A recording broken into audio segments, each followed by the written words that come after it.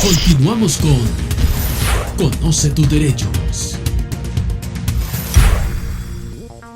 Continuamos con el tema de este día, que es la herencia, un tema extenso, y contamos con la visita de la licenciada Ivonne Flores. Licenciada, dejamos pendiente una pregunta. Sí, me decía, recuérdemela por favor, que ya...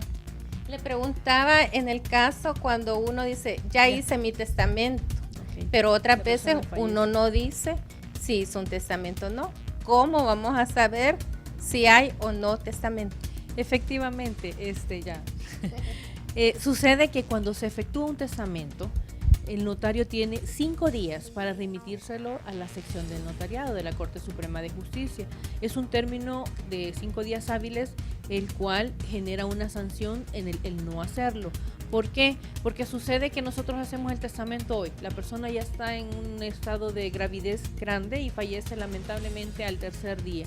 Pudiese ser el caso que los familiares estén queriendo aceptar herencia por lo que sea, por el motivo que sea, ¿verdad? Puede ser económico o por alguna necesidad, y entonces inician sus diligencias. Si el notario no ha llevado el testamento, una copia de la escritura que se realizó a la sección de notariado, la sección de notariado no va a tener que informarle. ¿Por qué? Porque cuando se inician las diligencias de aceptación de herencia, ya sea de manera testada o de manera intestada, se tiene que pedir informe. ¿A quién se le pide informe? A la Corte Suprema de Justicia, a la Oficialía Mayor. Eso es de rigor, es un requisito. Es un requisito indispensable. Es decir, para poder pasar a la siguiente fase dentro de las diligencias es pedir el informe. Será la Corte, a través de la Oficialía Mayor, quien va a informar que efectivamente ante tal notario, en tal fecha, la persona X realizó un testamento, ¿verdad?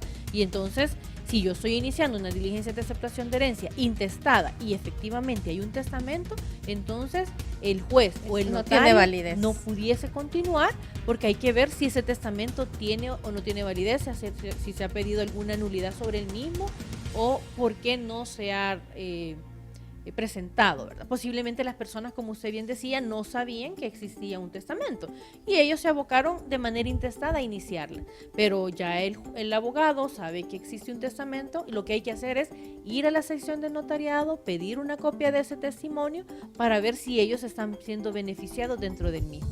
Será el juez el que lo va a solicitar para que si no lo puede conseguir el abogado, ¿verdad? Porque ya a veces pudiese ser el caso que no se lo pudieran presentar, para ver si efectivamente ellos tienen derecho y entonces iniciar la aceptación de herencia testamentaria, pero ya la intestada el juez debe de archivarla, porque el juez o el notario tiene que suspenderla y el juez puede archivarla. Hasta ahí llega el trámite. Porque ya no pudiera seguir porque existe un testamento. Hay que ver por qué ese testamento no lo conocía, ¿verdad? Entonces eso será dentro de otro proceso si existiese alguna nulidad que se haya planteado o simplemente desconocía, ¿verdad? Tendría que cambiarse la figura, ya no es intestada, sino que tendrían que seguir la aceptación de herencia testamentaria.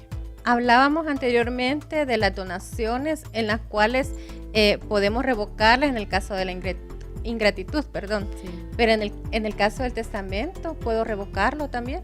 Sí, hablábamos dentro de las donaciones, la donación revocable y la donación irrevocable.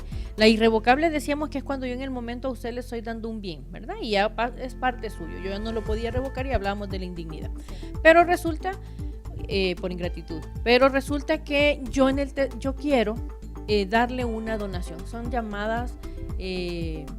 son las donaciones anticipadas. ¿Por qué? Yo sé que le voy a asignar un bien a usted, pero y por eso son revocables, porque surten efectos hasta con mi muerte. Yo le voy a entregar un bien. El bien sigue siendo no lo puedo ir a reclamar antes. No lo puede reclamar antes. Usted lo va a hacer efectivo hasta que yo me muera. Pero usted sabe que usted va a recibir el bien inmueble, la casa, cuando yo me muera. ¿Por qué es revocable? Porque yo cumple con las mismas características del testamento. Entonces, como surte efectos hasta con mi muerte, mientras yo esté vivo, puedo cambiarla las veces que considere pertinente. ¿En qué momento yo ya me puedo llamar heredero, licenciada? Va a ser heredero hasta que se declara, ya sea judicial o notarialmente. Dentro de las diligencias de aceptación de herencia están varias etapas. Primero, además de la admisión y librar el oficio, como decíamos, a la oficialía, está la declaratoria de heredero interino. Y se llama interino porque voy a ejercer provisionalmente la posesión y propiedad, va a ejercer la posesión, ¿verdad? O el dominio de los bienes que el causante tenía.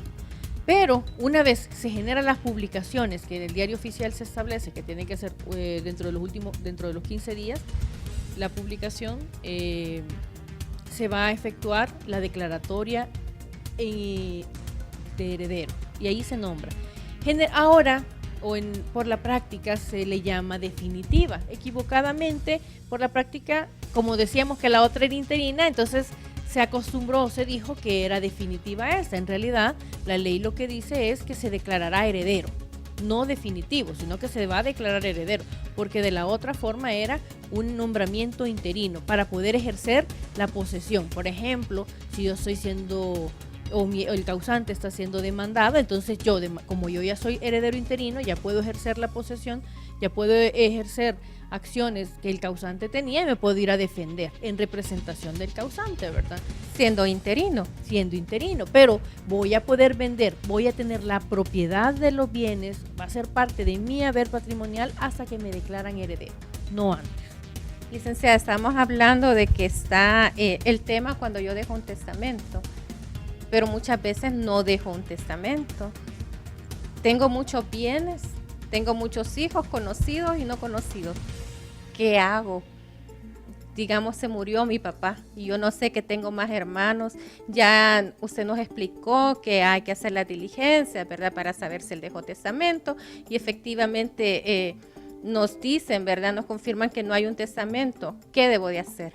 Bueno, dentro de las diligencias teníamos dos formas de aceptar herencia. La aceptación de herencia testamentaria, cuando existe la voluntad del testador, decíamos, y de manera intestada. Se nos olvidó por cuestiones, hay personas que a veces por costumbre o por miedo, porque dicen que una vez hagan el testamento las personas se mueren, o sea, son creencias a veces de las personas, ¿verdad? Entonces no les genera o no les permite querer hacer un testamento. O por y confianza también, ¿verdad? Porque dicen, a mis hijos les dejo y ellos no se van a pelear, ¿verdad?